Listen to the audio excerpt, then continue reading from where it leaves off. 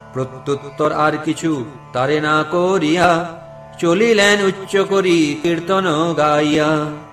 জীবা পাপী সভাসদ সেহ পাপমতি, উচিত উত্তর কিছু না করিল ইথি। এ সকল রাক্ষস ব্রাহ্মণ নাম মাত্র, এই সব লোক যমযাতনার পাত্র। কলিযুগে রাক্ষস সকল বিপ্র ঘরে, জন্মিবেক সুজনেরে হিংসা করিবারে।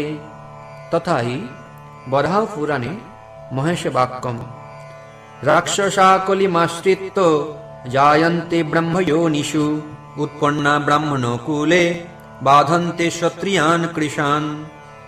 রাক্ষসগণ কলিযুগে আশ্রয়পূর্বক ব্রাহ্মণকুলে উৎপন্ন হয়ে সুবিরল শ্রৌত পথজ্ঞ ব্যক্তিগণকে উৎপীড়ন করে থাকে। এই সব বিপ্রের স্পর্শ কথা নমস্কার, ধর্মশাস্ত্র সর্বথা নিষেধ করিবার।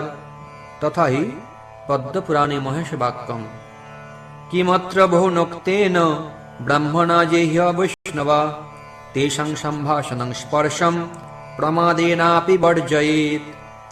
এই বিষয়ে অধিক বলবার প্রয়োজন নেই, পরন্তু যে সকল ব্রাহ্মণ অবৈষ্ণব ভ্রমেও তাদেরকে সম্ভাষণ বা স্পর্শ করবে না।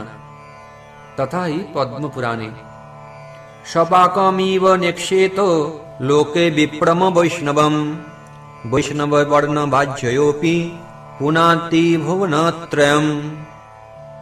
জগতে কুকুরভোজী চণ্ডালের মতো অবৈষ্ণব বিপ্রগণকে দর্শন করা কখনো উচিত নয়। বৈষ্ণব বর্ণ নিরপেক্ষ হয়ে, অর্থাৎ যে কোনো বর্ণে আবির্ভূত হন না কেন, ত্রিভুবনকে পবিত্র করে থাকেন।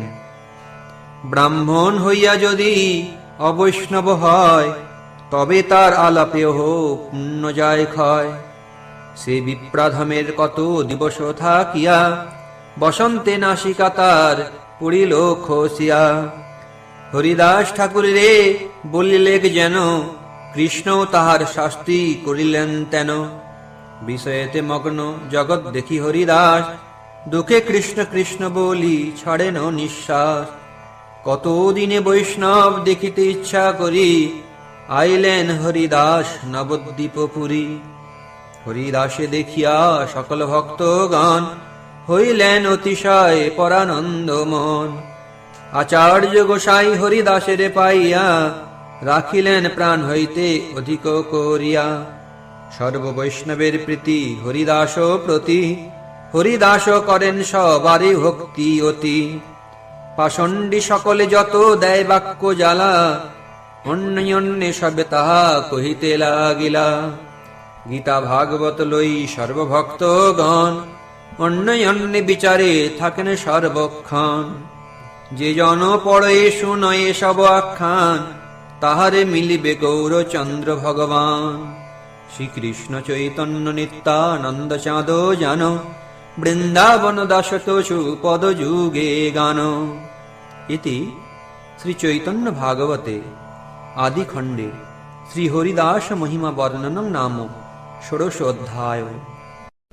সপ্তদশ অধ্যায়ের সংক্ষিপ্ত সার। শ্রী চৈতন্য মহাপ্রভুর গয়া গমন। শ্রী চৈতন্য মহাপ্রভু তার ভক্তগণকে পাষণ্ডীদের নির্যাতন থেকে রক্ষা করার জন্য আত্মপ্রকাশ করতে ইচ্ছা করেন, এবং সেই জন্য প্রথমে তিনি গয়া যাওয়ার জন্য প্রস্তুত হন।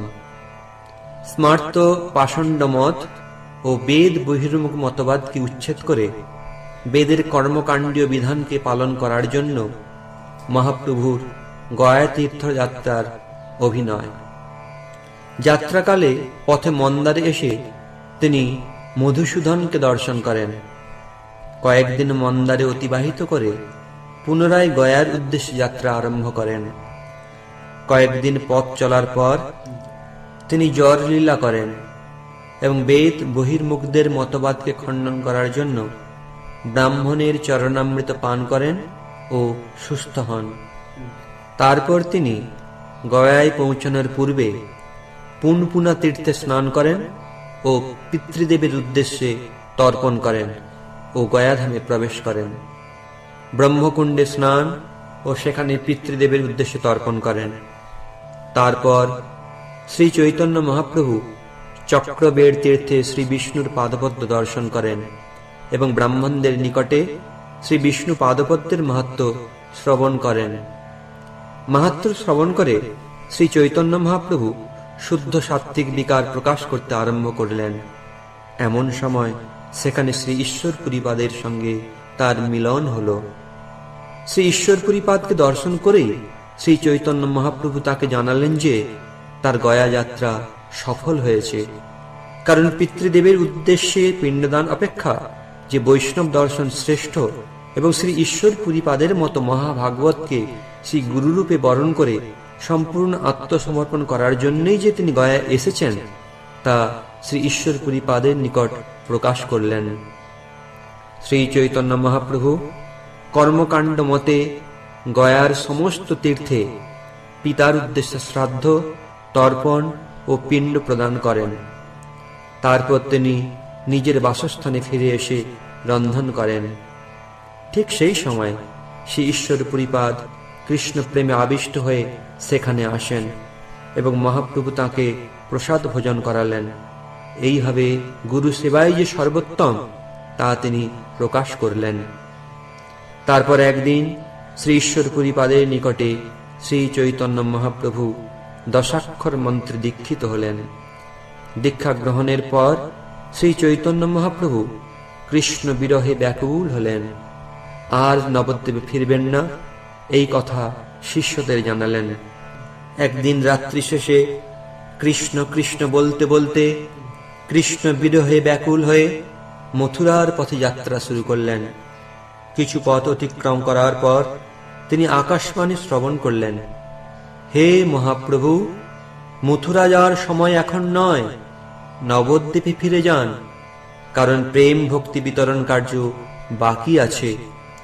তারপর মহাপ্রভু শ্রী ঈশ্বরপুরীর আজ্ঞা নিয়ে নবদ্বীপে ফিরে আসেন। সপ্তদশ অধ্যায়। জয় জয় শ্রী গৌর সুন্দর মহেশ্বর, জয় জয় নিত্যানন্দ প্রিয় নিত্য কলেবর, জয় জয় সর্ববৈষ্ণবের ধন প্রাণ, কৃপা দৃষ্টি কর প্রভু সর্বজীবের ত্রাণ। আদি খণ্ড কথা ভাই শুনো সাবধানে, শ্রী গৌর সুন্দর গয়া চলিলা যে মনে।